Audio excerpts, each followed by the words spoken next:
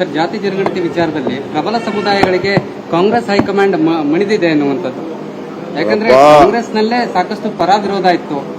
ನಿನಗೂ ಮಣಿದಿದೀವಲ್ಲ, ಅಲ್ಲ ನಿನ್ನೆ ನಡೆದಂತ ನಿನಗೂ ಮಣಿದೀಗ ನೀನು ಮಾತಾಡ್ತಾ ಇರೋದಕ್ಕೂ ಮಣದು ನಾನು ಮಾತಾಡ್ತಾ ಇದ್ದೇನಲ್ಲ. ನಿನಗೂ ಮಣಿದಿದ್ದೀವಿ, ಎಲ್ಲರಿಗೂ ಮಣಿದಿದ್ದೀವಿ. ಸರ್, ಒಕ್ಕಲಿಗ ಸಮುದಾಯ ಹಾಗೆ ವೀರಶೈವ ಸಮುದಾಯ ಇದಕ್ಕೆ ವಿರೋಧ ವ್ಯಕ್ತಪಡಿಸಿತ್ತು. ಇದರ ಒತ್ತಾಯಕ್ಕೆ ಕಾಂಗ್ರೆಸ್ ಈ ನಿರ್ಧಾರವನ್ನು ಕೈಗೊಂಡಿದೆ.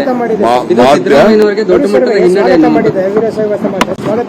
ವೀರಶೈವ ಸಮಾಜ ಮಾಡಿದೆ. ನಿನ್ನೆ ನಂಗೆ ಒಕ್ಕಲಿಗ ಸಮಾಜದವರು ಮಾಡಿದ್ರು, ಬೇರೆ ಸಮಾಜ ಸ್ವಾಮಿಗಳು ನಂತರ ಮಾತಾಡಿದ್ರು. ಅವರು ಎಲ್ಲ ಸ್ವಾಗತ ಮಾಡಿದ್ದಾರೆ. ಅವ್ರಿಗೆಲ್ಲ ಅಭಿನಂದನೆಗಳು. ಅವ್ರವ್ರ ಸಮಾಜಕ್ಕೆ ಅವರ ತಿಳುವಳಿಕೆ ಕೊಟ್ಬಿಟ್ಟು ಎಲ್ಲರೂ ಕೂಡ ನಿಜ ಹೇಳ್ಬೇಕು. ಸುಮ್ಮನೆ ಏನೇನೋ ಹೇಳ್ಬಾರ್ದು. ನಾಳೆ ಬೆಳಗ್ಗೆ ಸರ್ಟಿಫಿಕೇಟ್ ಹಂಗೆ ಸಿಗಲ್ಲ. ಈಗ ನಾನು ವೀರಶೈವದ ಸಮಾಜದ ಕೆಲವು ಅಪೇಕ್ಷೆ ನೋಡಿದ್ದೀನಿ.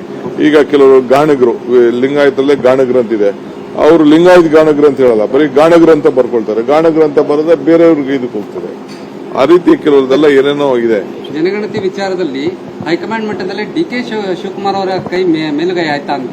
ಏನ್ ಯಾರ ಮೈ ಇಲ್ಲ. ಯಾಕಂದ್ರೆ ಈ ಹಿಂದೆ ಸಿದ್ದರಾಮಯ್ಯನವರು ಯಾರನ್ನು ಪರಿಗಣನೆಗೆ ತೆಗೆದುಕೊಳ್ಳದೆ ಈ ಒಂದು ನಿರ್ಧಾರನ ಕೈಗೊಂಡಿದ್ರು. ಹಾಗಾಗಿ ಸಾಕಷ್ಟು ವಿರೋಧ ವ್ಯಕ್ತ ಆಗಿತ್ತು. ಇದರ ವಿಚಾರವಾಗಿ ಶಾಮನೂರು ಶಿವಶಂಕರಪ್ಪನವರು ಮಾತನಾಡಿದ್ರು, ಹಾಗೆಯೇ ಒಕ್ಕಲಿಗ ಸಮುದಾಯದ ನಾಯಕರು ಮಾತನಾಡಿದ್ರು.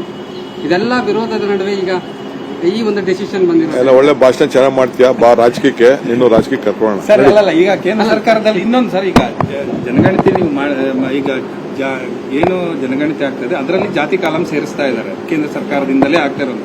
ಈಗ ರಾಜ್ಯ ಸರ್ಕಾರದಿಂದ ಮಾಡೋದ್ರಿಂದ ಯಾವ ಪ್ರಯೋಜನ ಅನ್ನುವಂಥದ್ದು ಕೂಡ ಚರ್ಚೆ ಆಗ್ತಾ ಇರುವಂತ ವಿಷಯ. ನೋಡಪ್ಪ, ನಮ್ಮ ಕಾಂಗ್ರೆಸ್ ಪಕ್ಷದ ಪೊಲಿಟಿಕಲ್ ಅಜೆಂಡಾ, ನಮ್ಮ ಅಜೆಂಡಾನ ಕೇಂದ್ರ ಸರ್ಕಾರ ಕಾಪಿ ಮಾಡಿದೆ. ನಾವೇ ನಮ್ಮ ರಾಹುಲ್ ಗಾಂಧಿ ಅವರೇ ಜಾತಿ ಗಣತಿ ಆಗಬೇಕು, ಬ್ಯಾಕ್ವರ್ಡ್ ಕ್ಲಾಸ್ಗೆ ನ್ಯಾಯ ಸಿಗಬೇಕು ಅಂತೇಳಿ ಧ್ವನಿ ಎತ್ತಿದ್ದು. ನಾವು ಅದ್ರ ಪರವಾಗಿ ಇದ್ದೀವಿ. ಅವ್ರಿಗೂ ನ್ಯಾಯ ಸಿಗಬೇಕು, ಬೇರೆಯವ್ರಿಗೂ ನ್ಯಾಯ ಸಿಗಬೇಕಷ್ಟೇ. ಬಹಳಷ್ಟು ಜನ